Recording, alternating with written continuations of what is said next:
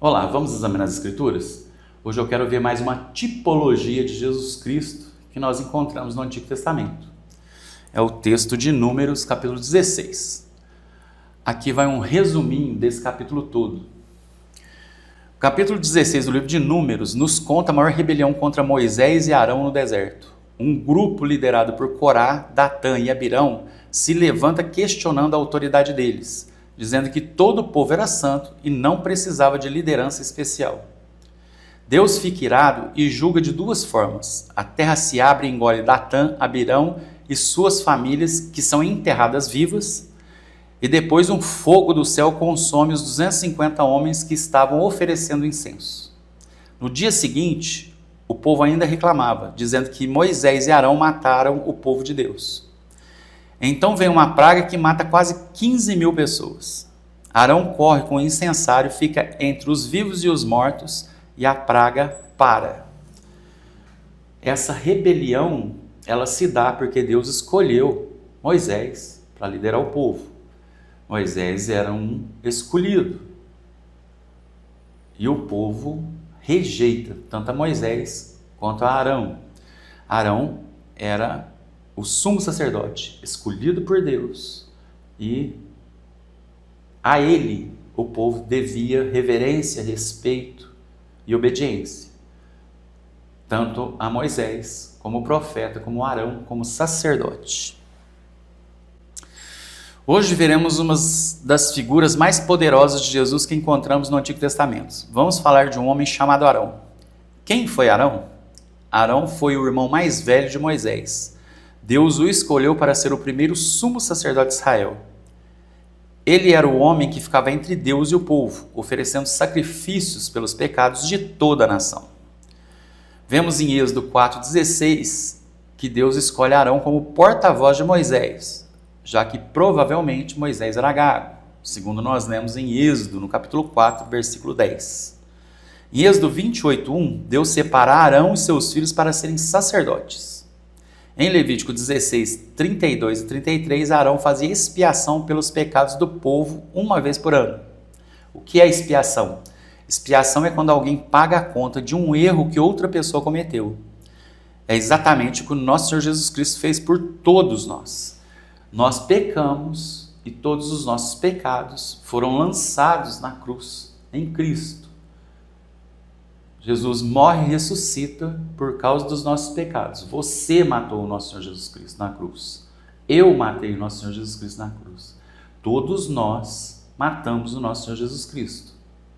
Se nós não fôssemos pecadores, ele não precisaria ser crucificado, morto e ressuscitado. Ou ressurreto. Em Números 16, de 41 a 42, o povo se revolta contra Moisés e Arão.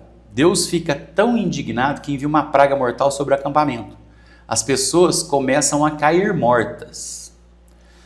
Em Números 16, 46, Moisés fala para Arão: corre, pega o incensário, põe fogo e incenso e vai para o meio do povo para fazer expiação. Ou seja, para pagar o pecado do povo. Números 16, 47 e 48. Arão obedece, corre e fica literalmente em pé entre os vivos e os mortos. E a Bíblia diz que a praga parou na hora. Vemos que em Números 16, 49, nos relata que morreram 14.700 pessoas até que Arão se colocou entre eles. Aí nós percebemos que há uma tipologia de nosso Senhor Jesus Cristo, uma das mais belas tipologias que nós encontramos no Antigo Testamento. E agora nós vamos ver exatamente quais são essas figuras, essas imagens de Jesus Cristo que nós vemos.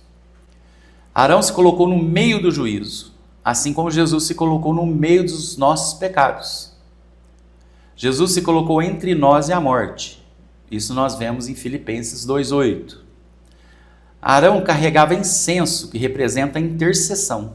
Jesus vive intercedendo por nós, conforme Hebreus 7,25. Arão fez expiação pelo povo. Jesus fez expiação completa na cruz. Hebreus 2,17. Por causa de Arão, a praga parou. Por causa de Jesus, nos livramos da ira vindoura. 1 Tessalonicenses 1:10. A conclusão. Arão foi apenas uma sombra. Jesus é a realidade.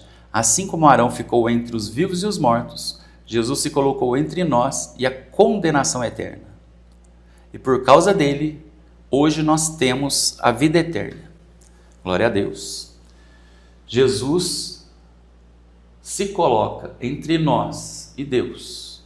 Deus nos olha, nos vê pecadores e diz: esse povo merece a morte eterna. Jesus vem, entrega sua vida na cruz por nós, morre e ressuscita, sendo aquele que nos justifica. Somos todos injustos, pecadores e indignos, mas a justiça de Jesus é aplicada a nós. Deus nos olha e diz: esse povo merece a morte eterna.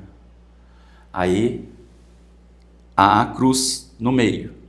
Aí Deus nos olha, vê a cruz e diz: esse povo merece a morte eterna, mas esse meu filho morreu por eles. Logo, tetelestai, está pago, está consumado. Todos os que crerem recebem o perdão e têm a vida eterna. Glória a Deus. Amém.